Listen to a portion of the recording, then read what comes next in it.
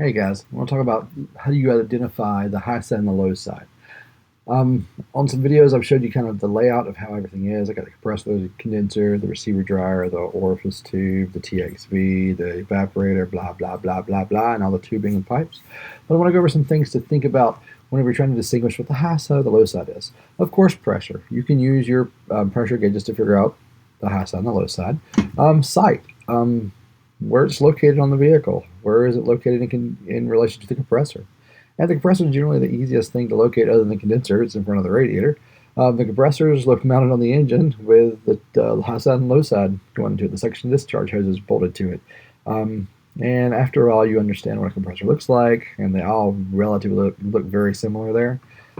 So you can sight it there. Of course, temperature.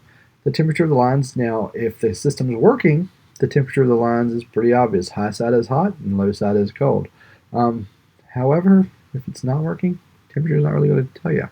After all, you get used to seeing the way it goes there. What I noticed is tubing size. The high side will always have a smaller diameter tubing. The low side will always have a larger diameter tubing. High side tubing is going to be very small, very maybe the width of your pinky finger there, whereas the low side may be about the size of your thumb. It just depends on how it is. But that's the size difference there, the tubing size. High pressure lines will be smaller in diameter, and low pressure lines will be larger in diameter. So that's a few ways you can identify the high side and the low side.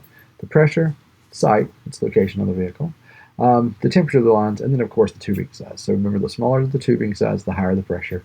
The larger the tubing size, the lower the pressure. So just be aware of that. All right, just some ways to identify that with. Thanks.